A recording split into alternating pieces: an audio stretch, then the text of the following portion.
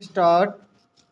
आज की व्यस्त जीवन शैली में तनाव के कारण व्यक्ति मानसिक रूप से बहुत दबाव में रहने लगा है ब्राह्म। इसका असर उसके व्यवहार में स्पष्ट रूप से झलक भी रहा है ब्राह्म। यही वजह है कि अक्सर छोटी छोटी बातों पर चिड़चिड़ाहट, निराशा और आक्रामक बर्ताव एक आम पर गंभीर समस्या बन गया है ब्राह्म। लेकिन समस्या तब ज़्यादा गंभीर रूप धारण कर लेती है जब यह चिड़चिड़ाहट भयानक गुस्से का रूप ले लेती है और गुस्से में व्यक्ति अपनों तक की हत्या तक कर डालता है ब्राह्म। दिल दहला देने वाली ऐसी घटनाएं लगातार बढ़ रही हैं ब्राह्म। कुछ दिन पहले जयपुर में एक युवक ने अपनी ताई की हथौड़ा मारकर हत्या कर दी और सबके टुकड़े कर जंगल में फेंक दिए ब्राह्म। कहने को वह युवक शिक्षित था और इंजीनियरिंग की पढ़ाई के बाद नौकरी कर रहा था ब्राह्म। उसने स्वीकार किया कि उसकी ताई उसे अक्सर रोका टोका करती थी और ऐसी टोका टाकी उसे अच्छी नहीं लगती थी ब्राह्म। इसी से नाराज होकर उसने ताई को मार डाला ब्राह्म। ऐसी ही एक अन्य घटना दिल्ली की है, जहां एक युवक ने पत्नी से झगड़े के बाद शराब के नशे में अपने 2 साल के बेटे को दूसरी मंजिल से नीचे फेंक दिया ब्राह्म।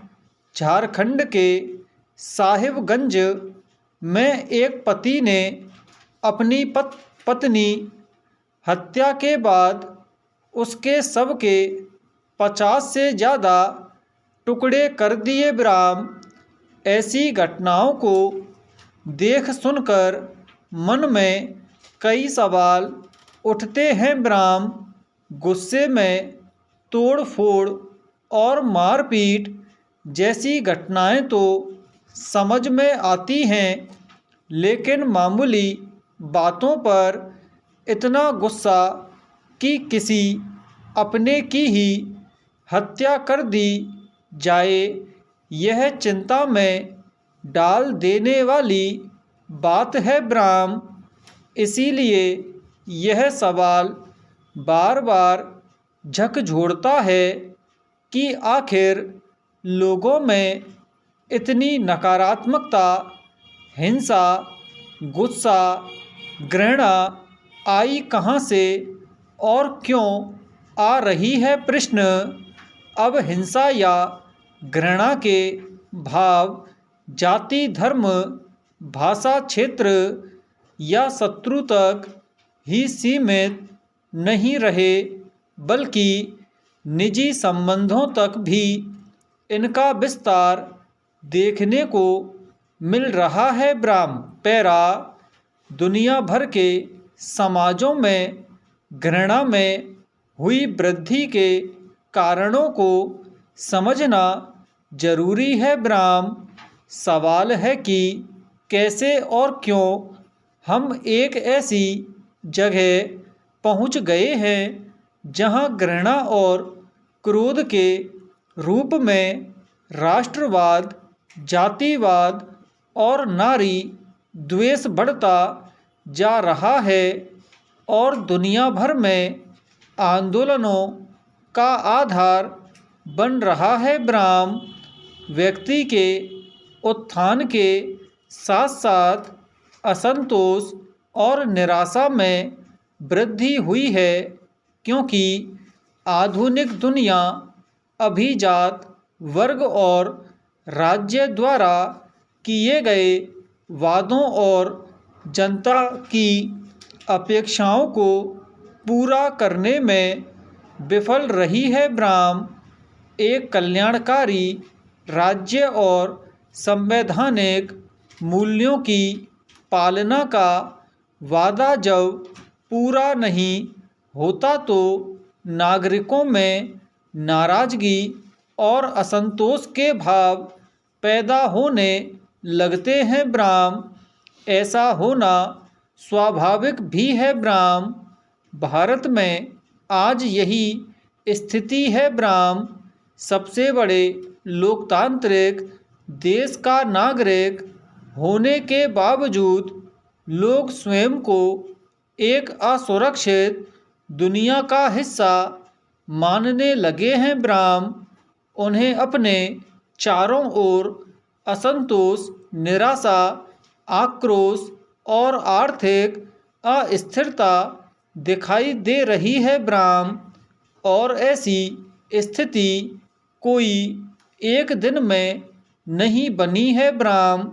सोचने की बात यह है कि सबसे बड़े लोकतंत्र में ही लोकतांत्रिक मूल्य हाशिए पर क्यों होते जा रहे हैं। ब्राह्म आखिर ऐसा क्या हुआ है कि सामाजिक सरोकारों के प्रति सक्रिय रहने वाले बुद्धिजीवी समूहों ने मौन की संस्कृति को अपना लिया है। ब्राह्म न केवल दूसरों के साथ होने वाली घटनाओं के प्रति अपितु स्वयं या स्वयं के समूहों व समुदायों के साथ होने वाली घटनाओं पर भी अब आवाज़ें सुनाई नहीं देती और न ही कोई प्रतिरोध दर्ज होता दिखता है। ब्राह्म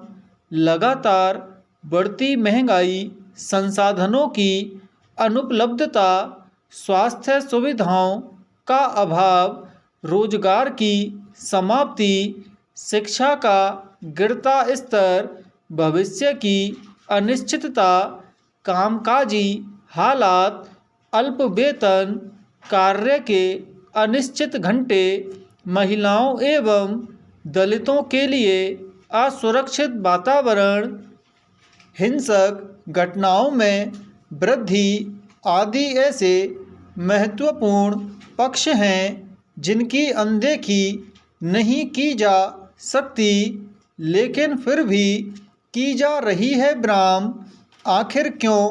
प्रश्न पैरा यह एक तथ्य है कि लोकतांत्रिक राज्य नागरिकों के अधिकारों, चुनावी सहभागिता, समानता, स्वतंत्रता के मूल्यों को केंद्र में रखकर जीवन निर्धारित करने की नागरिक की आकांक्षा का प्रतिनिधित्व करता है। ब्राह्म लेकिन लोकतंत्र के प्रति संदेह होना इसलिए एक यथार्थ बन चुका है क्योंकि अब राज्य व सरकार शक्ति के मुख्य स्रोत नहीं हैं, बल्कि वास्तविक शक्ति तो पूंजी के स्वामित्व एवं नियंत्रण से सुनिश्चित होने लगी है। ब्राह्म और जब तक इसे तोड़ा नहीं जाएगा, किसी भी समाज में लोकतंत्र की अवधारणा का तर्क भ्रम के अलावा कुछ नहीं है। ब्राह्म